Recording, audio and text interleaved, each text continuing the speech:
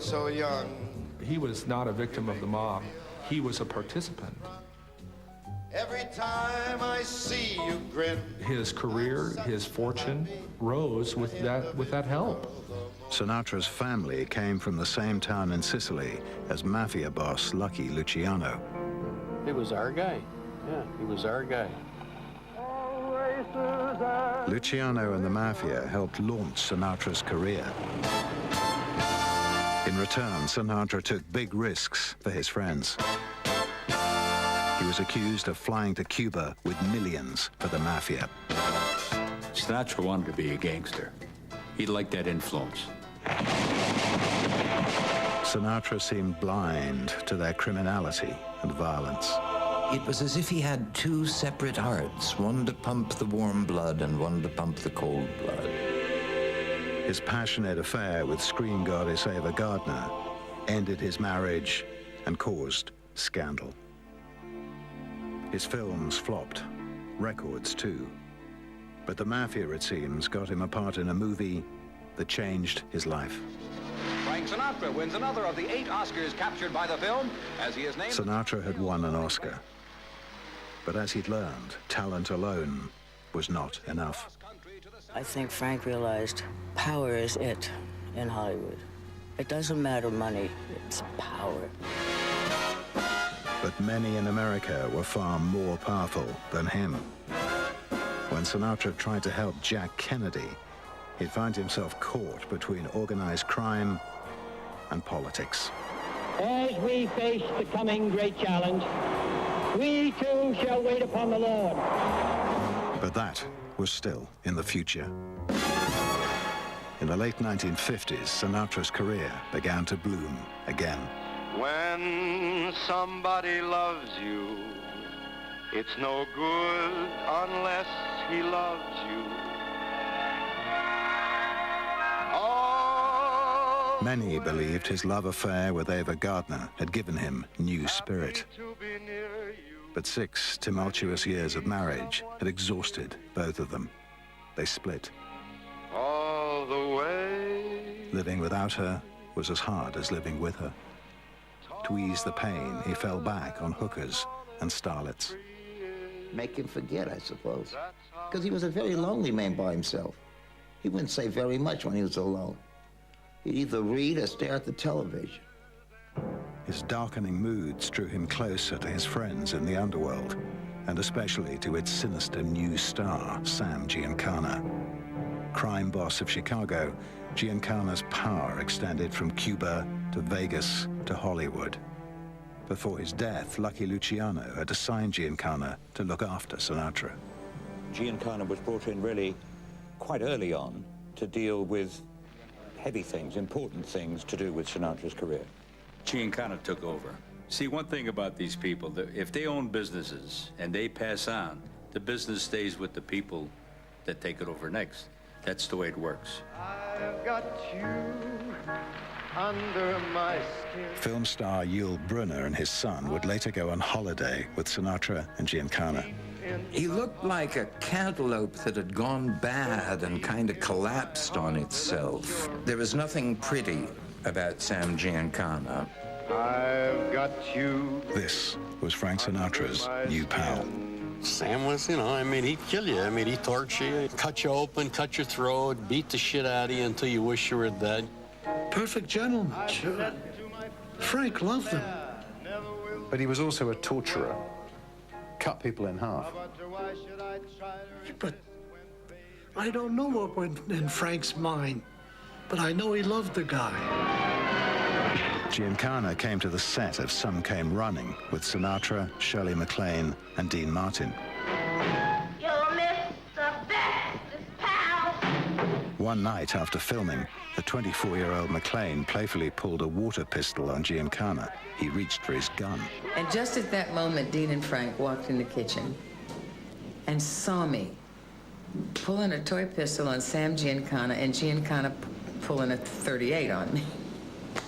They laughed, they went down on their knees. You know how they used to laugh? Like they had a terrible hernia. They would laugh. They really meant it, though. And they said, she's okay, Sam. She's just a kid. She's all right. Come fly with me, we'll fly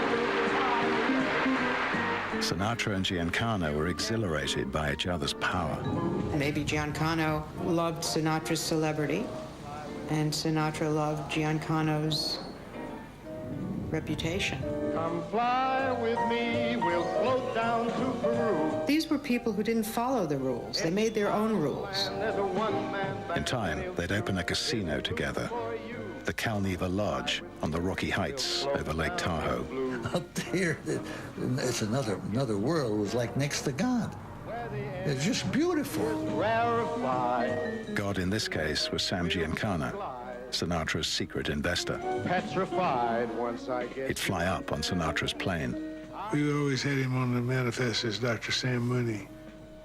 He was very cold. The last stage of the journey was by helicopter.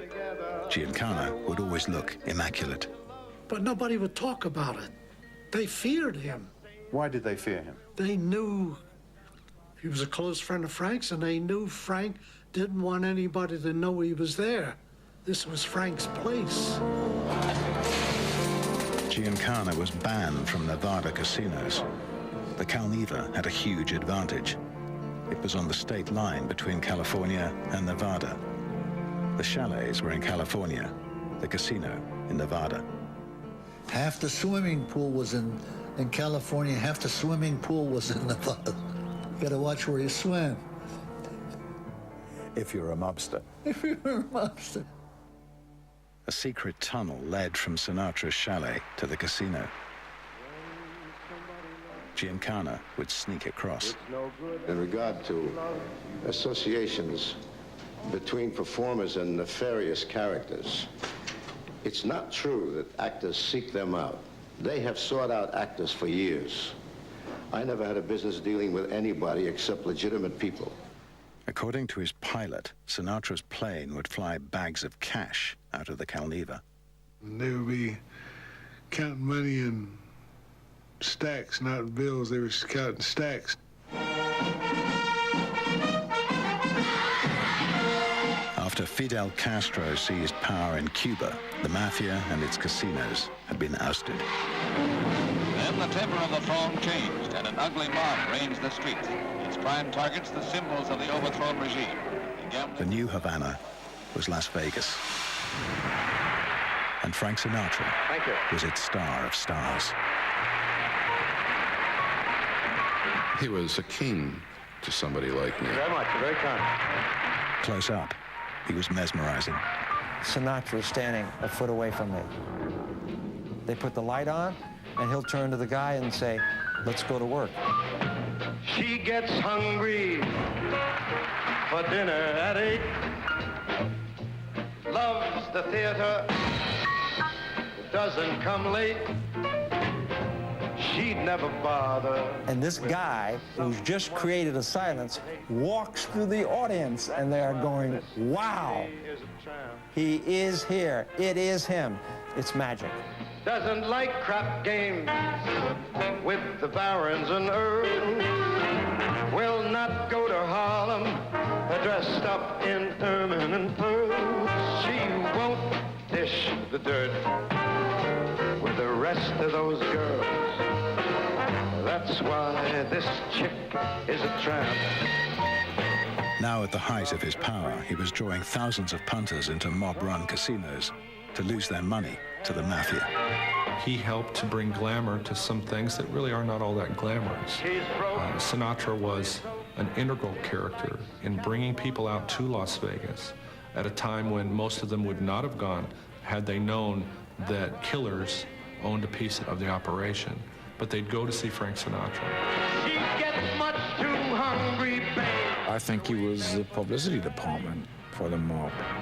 She adores the theater. Sinatra may have been one of the richest, most powerful entertainers in the world, but he still took orders from the mafia.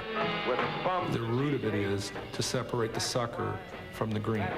There's no feelings here. There's no character here. There's no love for anything but money. Doesn't dig dice games played with a gang of sharpies and frauds. When a gambler had a big win, the mob ordered Sinatra onto the casino floor. A certain person in New York called Sinatra and told him to get up out of bed, get your fucking toupee on, get down there and do your fucking job. His job in this case was to keep the winner playing until he lost. Frank went in, sat down, and over the next few hours, we got all our money back. And by the way, the guy loved it, just to sit and play baccarat with Sinatra. Sinatra was king, lord of his universe. His word was law, his mood swings, spectacular. Totally strange person. He was Jekyll and Hyde.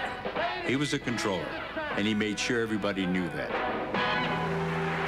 He could be incredibly generous. Other times he humiliated waiters or croupiers. He would proceed to insult you in the most debased terms, scream at you, yell at you, throw cards in your face, and you just had to stand there and take it. Bodyguards protected him. He got in many a fight, you know, arguments. Did people get hurt? Sometimes. Badly hurt? Yes. Showgirls were invited to long dinners in a restaurant run by Tony Montana. When he gets juiced or whatever his attitude was, or whoever bid him wrong or said something to him wrong, he jump all over him. He'd call him a whore, you pig. And these girls, they knew better. They're dancers. They're showgirls. If they said anything out of line, they wouldn't be working. You can't interfere. You can't tell them, Mr. Sinatra, would you behave? Mr. Sinatra, would you can't do that. Because there was always this threat that his actions were covered by those above us. They call me in. The mob. The booze brought out these dragons, and these dragons tend to show me that he was probably afraid of something. And that's why he would act aggressively, to face off everything, to make sure that he was still in power and in control and that it wasn't going away. Sinatra and his Rat Pack had the world at their feet. For a brief shining moment, they glistened like a mirage in the Nevada desert.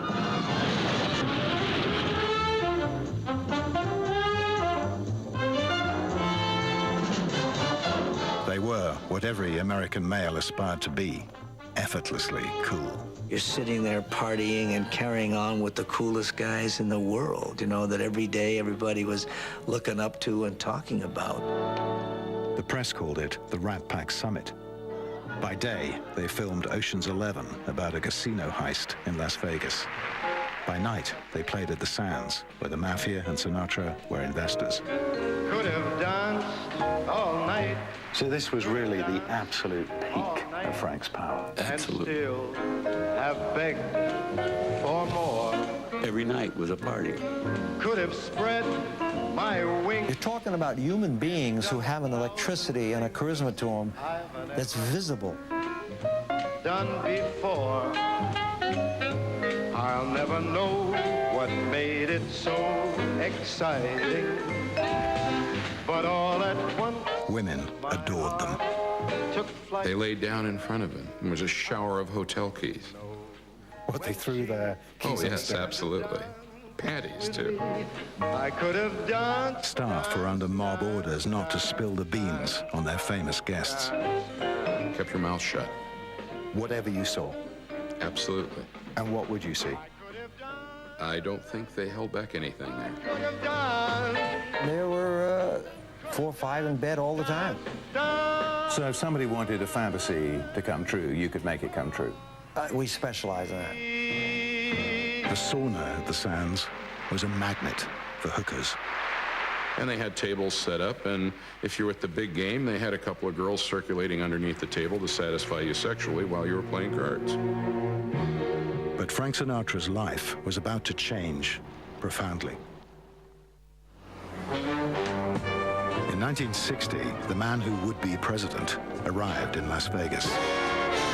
Jack Kennedy joined Sinatra at the Sands. Sinatra and JFK, yeah, sure. And that's how Frank would impress them. He wanted to come for what Vegas was known for, which is women, partying, and a good time. He knows that if he's with Frank, you just have to ask. If Frank asks, you get it. He would come out to the hotel, and he was safe here. You mean he could get away with anything? Anything. Nobody would ever tell? Never.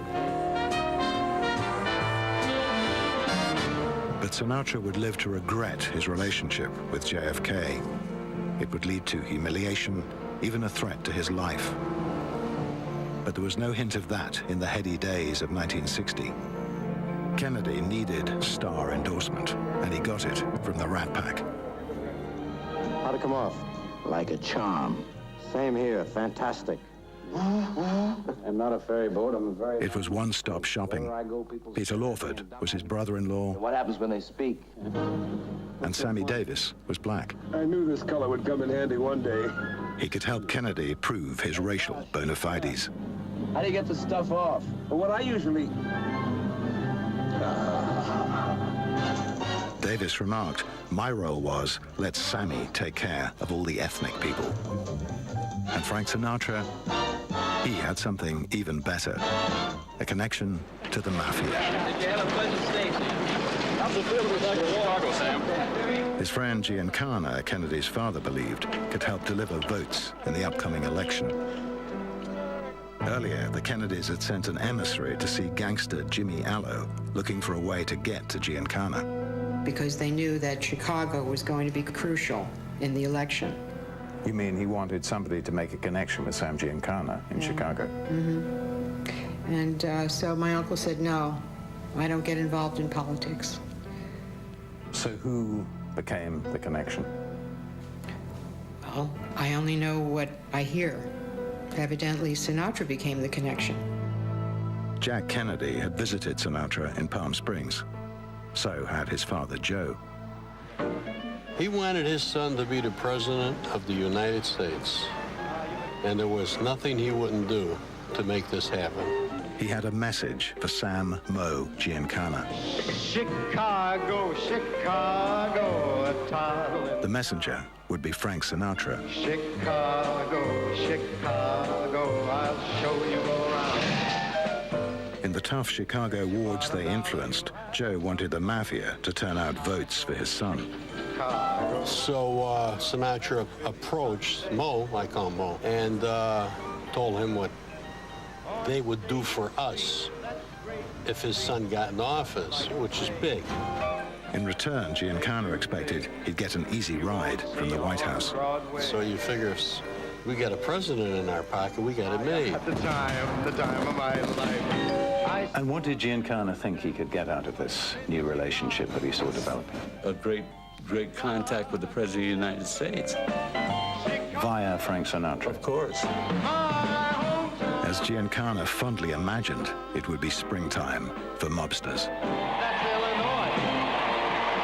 Sinatra rounded up celebrities to attend Kennedy's nomination in Los Angeles. Frank genuinely thought this guy will become an intelligent, great man for our country. But the new frontier of which I speak is not a set of promises. It is a set of challenges. I stood next to Dean Martin when he told Frank, they're gonna fuck you. The Kennedys? Yeah. He said, Frank, you don't know what the fuck you're doing. But Sinatra hoped Kennedy would sweep away injustice, which he'd seen at first hand.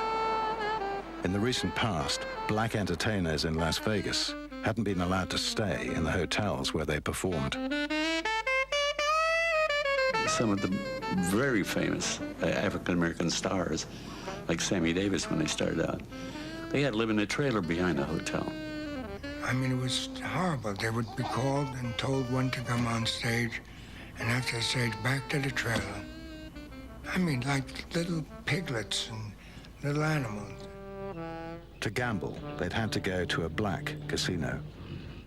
Frank was the first one to make Sammy Davis Jr. register in the hotel. And they did it. He started that. He'd say, I will burn the hotel down if you don't hire him. Strangely, Sinatra was guilty of racist outbursts. He's a very complex individual. Race is almost up there with him. The same man who might call a guy, you know, a black nigger, will travel cross-country to do a benefit for a black school. But his faith in Jack Kennedy was simple and sincere, that he would change America. As election day dawned, Giancana sent out his mafia soldiers to rouse votes for Kennedy. So we went out and we hustled all these people to do it and tell them what could be done and what would be done if Kennedy got into office. And they all went out and voted. They put the man in the White House. That's what they thought. Well, they did. If they couldn't get Illinois, he would have never won. Kennedy scraped in by 1/10%. Frank kept waiting for Nixon to concede. And he called the hotel and said, "Tell the son of a bitch to concede." Mr. Kennedy, Senator Kennedy, will be the next president of the United States. Victory, Giancana believed, belonged to him. He turned out thousands of votes. Many of them he'd bought. Giancana was in a position to think and believe, and accurately believe, that but for the work that he had done, but for the money he had put in the election, Richard Nixon would have been president. Sinatra set about organizing the inaugural gala. You're just too marvelous for words. Like a glory. He wanted to be ambassador to Italy. He had the taste of Italy in his mouth. He wanted to be ambassador. Why, I don't know. I'll never find. Stars and gangsters alike celebrated Kennedy's victory. I said, we got it made now. That's what all of us guys were sitting in a bar and we're all laughing. We got it made now. Giancana likewise looked forward to favors from the Kennedys. Not only had he helped put them in office, he was part of a madcap CIA plot to kill Fidel Castro. He and Sinatra hung out at a hotel in Miami where Giancana met spies and Cuban exiles to plan Castro's murder. If they succeeded, the mob might get back its Cuban casinos. The very last thing they expected was this. I think that in the field of organized crime, I think it's a very serious situation that's facing the country at the present time. Bobby Kennedy's appointment as Attorney General was bad news for Giancana and for Sinatra. Bobby declared war on organized crime. Instead of getting the free ride he expected, Giancana would soon be put under round-the-clock surveillance. No comment. He felt he'd been double-crossed. No comment. He tried to reason with the FBI. No comment. When we have a meeting on this, get in contact with Sinatra, let him talk to Kennedy, we ought to be able to work this out. None of that worked. In the warm glow of victory, Sinatra had invited the president to visit his Palm Springs home. He'd spent a fortune transforming it into a Western White House. And he had the pool moved over to in front of the big house. The tennis courts were open. Everything was, the helicopter port was built in New York. Everything was prepared for. We had enough maids for each house. And then they didn't show up. They went over to Bing Crosby's place. Peter Lawford, the president's brother-in-law, arrived at the house. And he said, "Frank, JFK can't make it." Frank just grabbed him, pulled him by the neck, threw him down the stairs. He never spoke to Lawford again after that. He said, threw all of his clothes out in the street. And I threw all his golf club, everything out in the middle of the street. His ties to the mafia had been an asset to the Kennedys' campaign. Now he represented danger. To be kicked out like that was a tragedy. Hounded by the law, Giancana had blamed his middleman, Frenk Sinatре. FBI bugs overheard Giancana say, "I might have known this guy would fuck me." In the mob's eyes, he'd promised much and delivered nothing. And when he failed his mission, you know, that was brutal. Film director Mel Shavelson went to see Sinatra at a hotel in Miami. And there were 4 or 5 very doubtful characters sitting around the room. And they stared at us and said, "What do you want?" I said, "Well, we want to see Frank. We're going to talk to him about a movie." They said, "You sure?" We said, "Yeah, he invited us." They said, "No, you're not, because he will not talk to anybody." Sinatra was locked in his bedroom. The men were bodyguards. They'd ordered from room service. Shavelson discovered what had been sent up. And there was a tray on which there was a silver tureen with a top on it. And this is what came up from the kitchen. and you lifted the top of the tureen, and it was a shaved head of a lamb, which is a mafia symbol for death. Hey, that's life. That's what all the people say. You riding high in April, shot down in May. Certainly, Giancana's patience with Sinatra was wearing thin. He was about to lose him the Calneva Lodge. Investigators came to the Calneva looking for mobsters. Sinatra phoned the head of the Nevada Gaming Control Board, Ed Olson. Pretty much making it clear that he was bigger than the state of Nevada and didn't have to follow our rules. At the board's office, listening in to the call, Farmer couldn't believe what he heard. Sinatra said if Olson continued to pursue the investigation, that Sinatra threatened a big fat surprise. A big fat surprise? A big fat surprise. He didn't think Sinatra meant the surprise would be in court. No, I don't think so. Some other kind of surprise? What other kind of surprise do you have in mind? I'm asking you. No, I just think of the fat surprise as a threat of some kind of physical violence, something like that. That's the only kind of fat surprise I'm thinking of. The board charged him with threatening a state official. Knowing the writing was on the wall, Sinatra threw in his Nevada gambling licenses. I think he knew we had the goods on him. I think we had him. Luckily for him, the scrutiny would go no higher. He was too embarrassing to the Kennedys. I have 30,000 associates in 11 buildings. At Bobby Kennedy's Justice Department, a young attorney had tried unsuccessfully to open an investigation of Frank Sinatra. Did you feel you were being blocked? Well, certainly I was not being authorized to proceed as I thought we should. And where do you think the block was? Who was stopping you?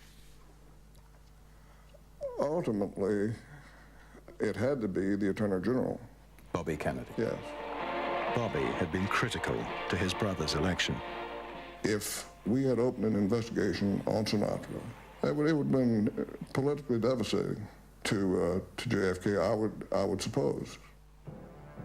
Sinatra had escaped investigation by the Justice Department and the wrath of Sam Giancana, but the days were growing cold for the King of Las Vegas. But 3 quick shots shattered this day, November 22nd, 1963. In Dallas, the man he'd most admired had been assassinated. The president's car is now going past me. The Kennedys didn't invite him to the funeral. He'd already been too much of an embarrassment, Peter Lawford said. Scared, I was a little bit nervous, naturally. 2 weeks later, his son Frankie was briefly snatched by kidnappers. Even Las Vegas, Sinatra's own place, was changing. The old mob-run casinos would soon be out, corporate America in. I put the sweat of my life in. Reclusive billionaire Howard Hughes began a buying spree. Besides the Desert Inn, Hughes has purchased the Sands Hotel, the huge new Frontier Hotel. He wanted to make sure that he was the biggest of all. He did not want anyone to compare in size to him. He didn't pay much attention to what was happening in the world of entertainment. So he didn't particularly care if Frank Sinatra stayed or went? He could not have cared less. Hughes decreed there should be no more credit for entertainers at the Sands. Here he is in his place that he helped build, and this hermit is telling him he can't get credit.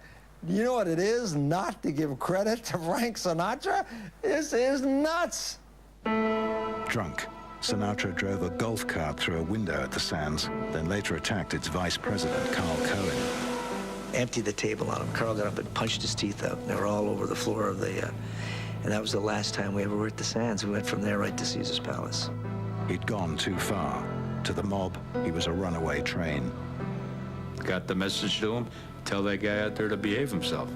If he didn't behave himself, what was going to happen to him? Somebody will make sure he'll behave himself. And howling up the Strip was a new threat to Sinatra's career.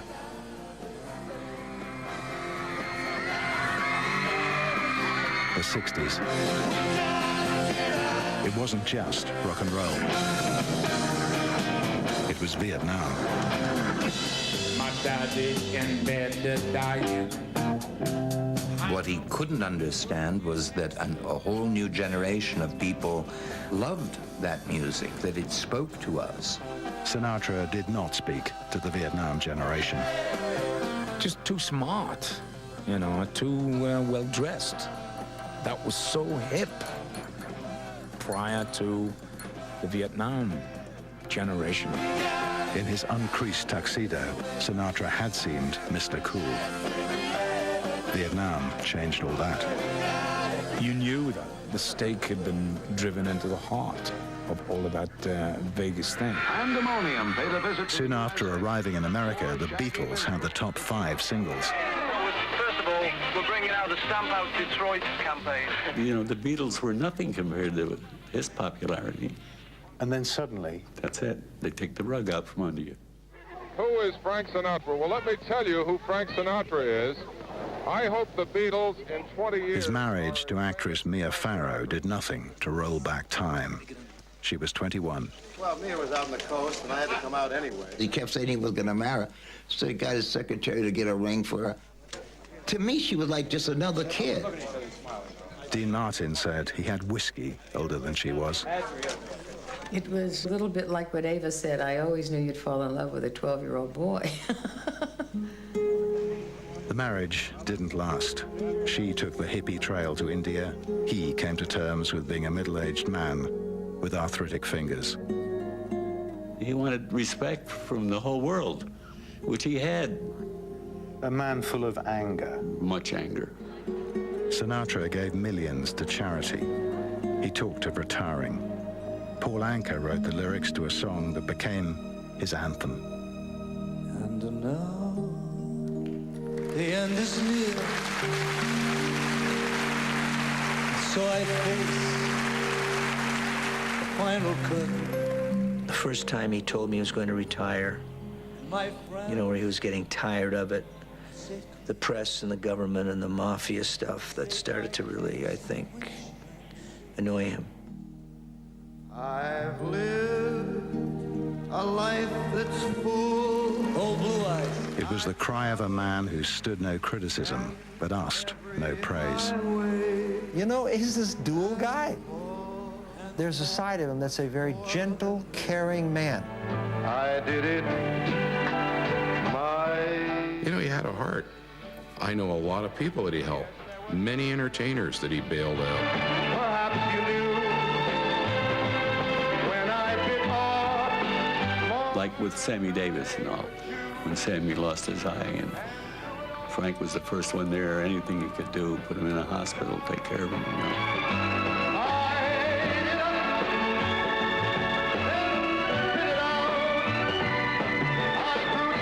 The celebrities who packed the LA Music Center in June 1971 couldn't quite believe Frank Sinatra was retiring. Right smack dab in the middle of the picture is Frank Sinatra. Any more than they could believe he was still entangled with the mafia. Is this individual here, the heavyset? An embarrassing picture surfaced showing an aging Sinatra with leading mafia figures. Now, immediately to the left of Martian is Carlo Gambino.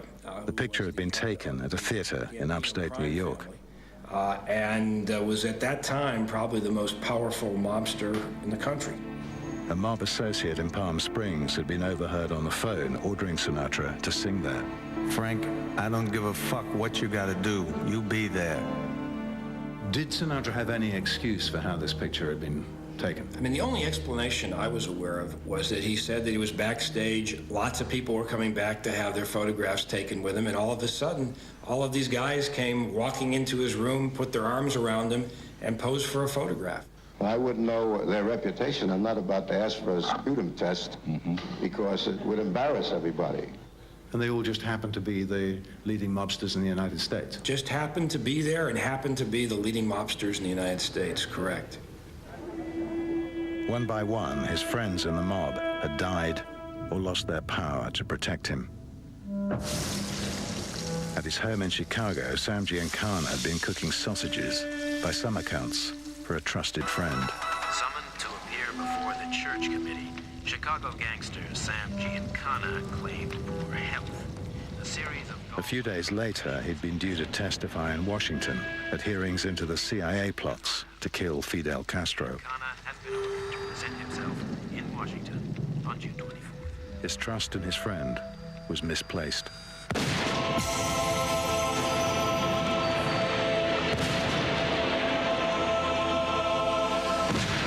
One bullet found its way into Giancana's head, 6 around his mouth. A warning of what happens to people who talk. A year later, Johnny Rosselli, the man who got Sinatra his part in From Here to Eternity, was found chopped up in an oil drum floating off Miami. Sinatra built a mountain retreat above Palm Springs. Guards lined the perimeter. I tried to think that love's not around, but it's uncomfortably near.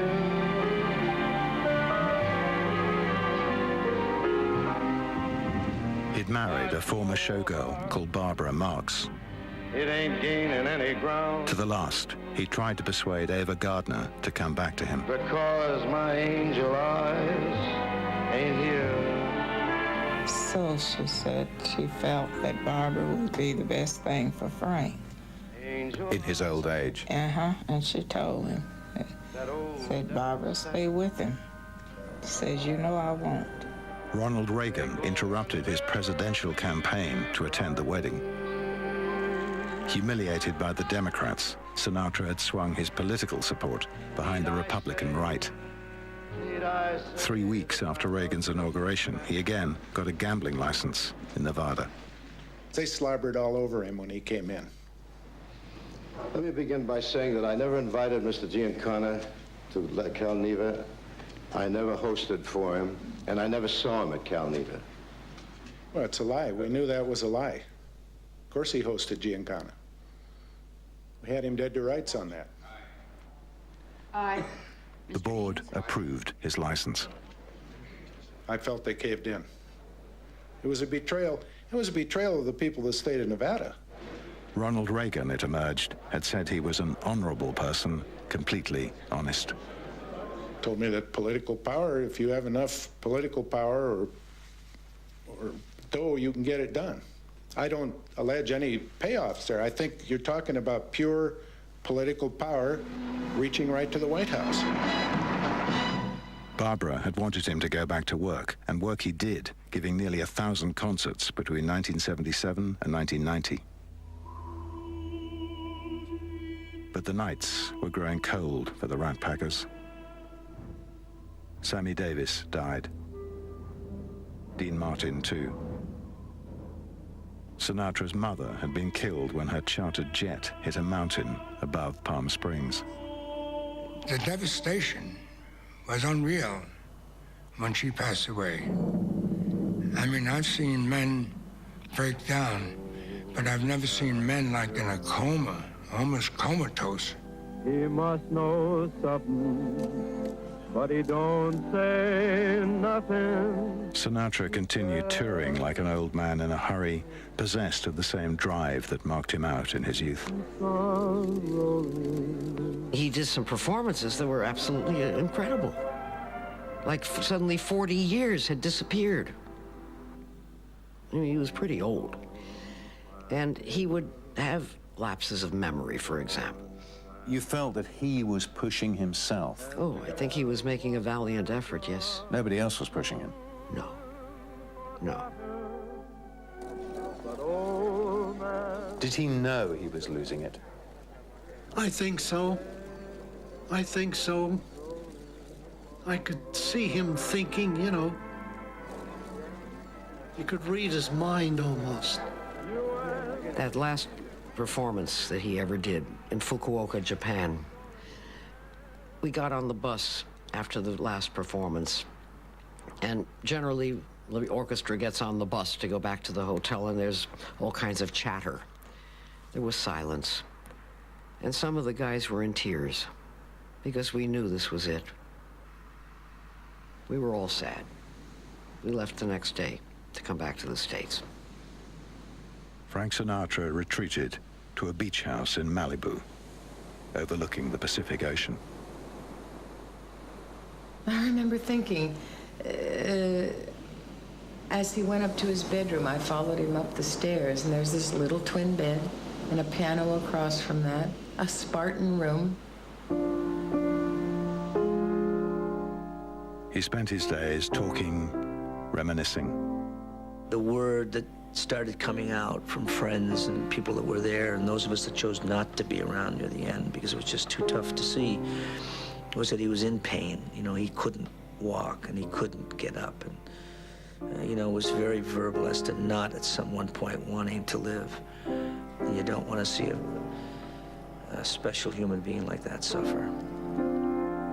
It was a perfect ending, the way he wanted it.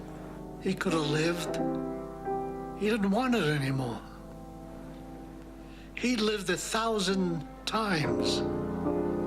He wanted out. Some of those who loved him best weren't invited to his funeral. But I think about him quite often. I go to the house and I look around and then I talk about him, and it helps me get along. I think it keeps me peaceful. Unlike the splendid graves that marked the lives of the mafia bosses he so admired, the greatest pop singer who ever lived had a small stone set in the ground. Francis Albert Sinatra, beloved. On it was written, "The best is yet to come." Las Vegas paid him its own tribute, briefly. They lowered the lights on the strip for him for about 20 minutes, and that was the end of it. And after that, it's back in action. The beat goes on. What still makes Sinatra cool to a new generation is partly his perceived closeness to the mafia. It gives him a kind of edge, a dark glamour. The underworld is an evil operation, but, you know, it plays in America. I mean, it does real well in Hollywood. He made the unacceptable acceptable. He absolutely made the unacceptable acceptable. The unanswerable question, how much did this infinitely talented man really need the mafia? I've loved, I've laughed and cried. He thought he needed him. I've had my fill. He wanted to have that power behind him. He wanted to have that strength behind him. For whatever reason, he had that insecurity. And then he had this, you know, of course, this incredible talent and this ability to touch the human emotion. To think I did all that. And the memory of what Sinatra had been. Oh, well, there you are, you see. Nobody could ever forget that. Nobody had ever done that before. There had not been anybody like him before. There has not been anybody like him since, and I don't think there ever will be. He was unique. One and only.